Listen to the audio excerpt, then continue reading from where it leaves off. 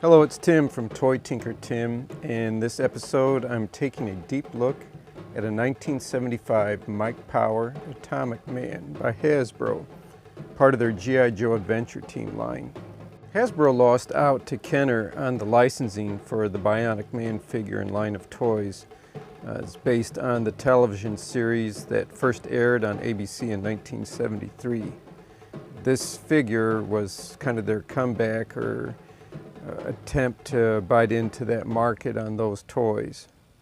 Taking a look here at a comic book ad from inside a Marvel comic from 1975, as you read into his backstory here, it's actually a little on the dark side. But his atomic limbs allow him to run 200 miles per hour. The atomic arm can lift 10,000 pounds. An atomic eye that can see through 6 feet of solid steel.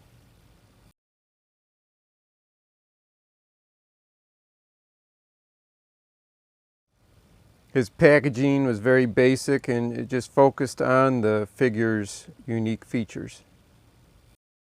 So let's take a look at the specialty features of this figure, starting with that flashing atomic eye. So the flashing effect is done through a prism that runs from the top of the figure's head. It's where it's capturing the light source and then reflecting out through the eye.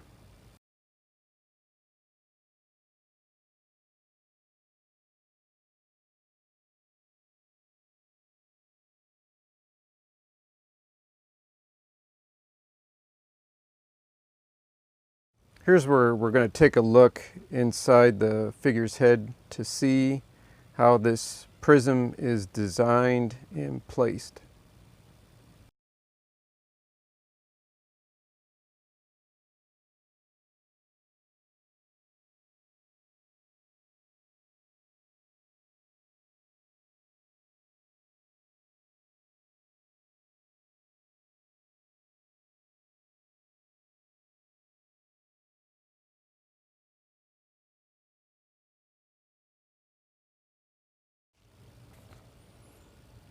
So let's look at the atomic arm, and before I get very far, I want to point out this figure being used in the videos had his original hands replaced. Original Kung Fu grip hands, like the lower hand here, usually at this point in time have cracked or crumbled. Fingers are missing. They've dried out and have become very rigid. The reproduction hands on the figure featured here are very similar, but the original hand has a longer thumb, you'll see, and the index finger area in the reproduction hand is thicker there. I use reproduction hands here, so this figure can hold his hand helicopter, which we'll look at later.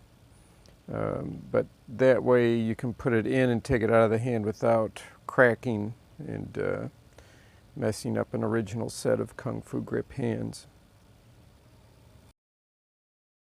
Although the comic backstory emphasizes the great strength in his atomic arm, the figure's special feature is the rotating mechanism in the forearm. You rotate the gear that protrudes out, and that causes his hand to spin, which operates his hand-powered helicopter.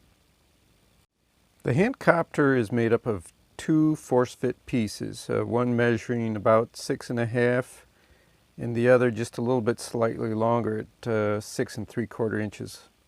And the markings on the underside both read Hasbro Industries 1975. And a majority of the figures being sold now, you'll see, are missing this accessory.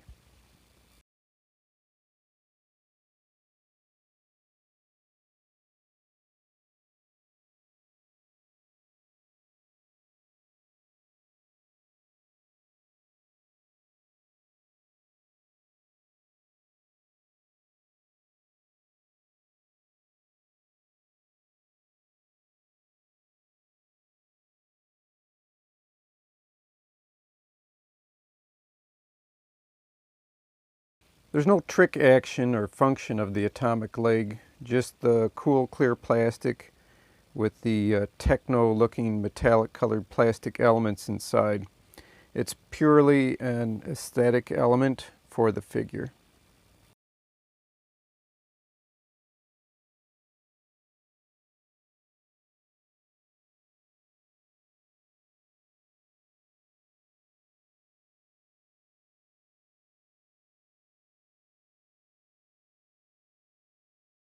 Here are the copyright patent markings for this figure. The shirt with the Atomic Man logo tag. Earlier figures, the real early release ones, I guess they had a tag with the Bionic term on it. The brown shorts, which usually fit a little loose on the figure, are tagless. So compared to the other vintage 12-inch G.I. Joe figures, some of the elements differ here. There are metallic colored plastic connectors and pegs compared to like the off-white colored plastic pegs in the traditional G.I. Joe figures of the same era. The wrist connector here for his left hand is the only one that has the flesh tone color to it, and the others have some sort of a metallic colored type plastic.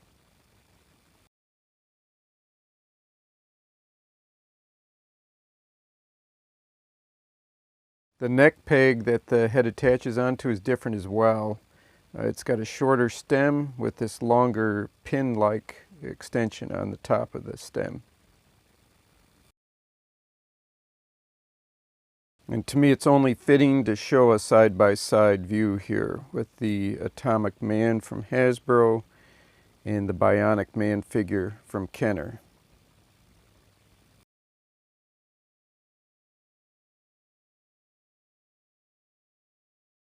So that's the review I've got for this 12-inch G.I. Joe Atomic Man figure from 1975. And hopefully some of the details kind of help you with identifying your figures and possibly accessories for them.